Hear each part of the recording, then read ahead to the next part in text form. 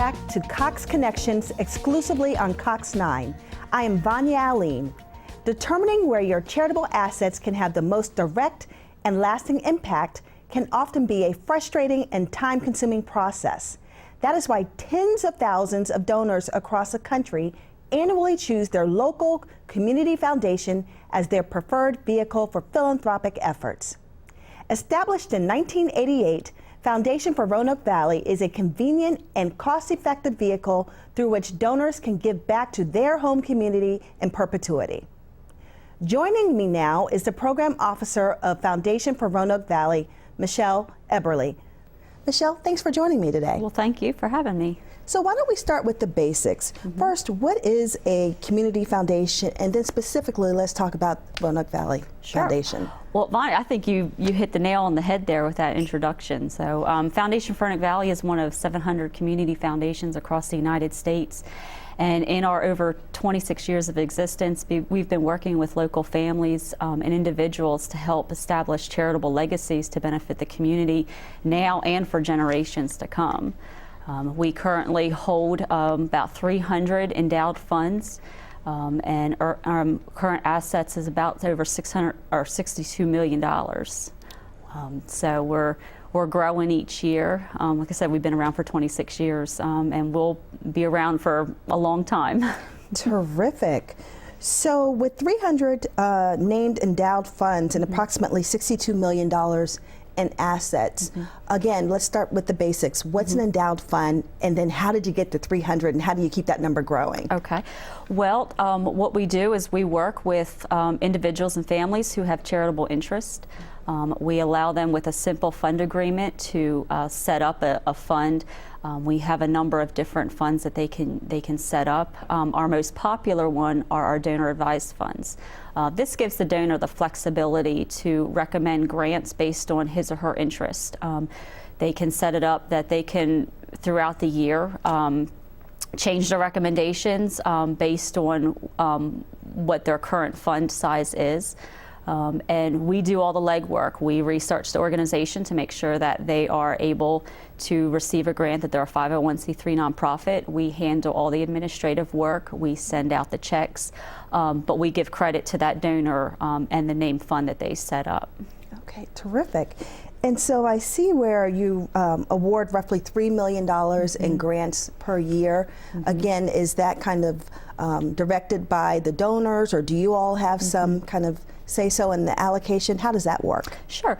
A majority of the $3 million that we award out are from our donor advised funds. However, we have a number of other funds that we call our discretionary funds.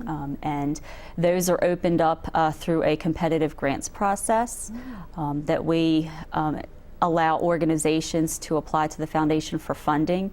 And we have a specific grants process for a number of different funds that we have. And then the foundation's committee would make decisions on those grants. Okay. We also have a number of designated funds as well, and these are funds that donors set up that would go to benefit one specific organization year after year, unless the donor otherwise indicates. But again, that's just one of the different ways that donors can set up a fund to benefit the community. Terrific. And so I read where you're finishing up, I believe, on a 6-year, $1.5 million initiative to benefit older adults, making them feel healthy, safe, and connected. Can you share a little bit more about that initiative? Sure. Well, it was about in 2009 that we wanted to get a better idea on some of the needs in the community, for older adults. And so we came up with this initiative to benefit older adults. So for the past 6 years, we have been supporting a number of different organizations that provide services specifically to the elderly. And like you said, close to about $1.5 million has been awarded out to those organizations to benefit the older adults. Terrific. And I've also read where you're in the middle of a 3-year, $300,000 arts and cultural initiative. Yes, this is our current initiative that we're in the process of right now. It started in 2012, and we wanted to throw our support to some of the arts and cultural organizations here in the community, and so we came up with this 3-year $100,000 initiative, and this is from our unrestricted community catalyst funds. And so we had 2 objectives. One is educate, inspire, create, and that's to help the arts and cultural programs in education settings. And then we also have our Arts at Work, which goes to benefit local organizations that provide certain programs based on the arts. Our most recent grant that we just awarded out of the Arts at Work was a $40,000 grant to Mill Mountain Theater. They will be bringing live to downtown Roanoke Square a series of 30 performances this summer coming up, based on the Rutabaga series by Carl Sandburg. So we're thrilled and excited to see that next summer.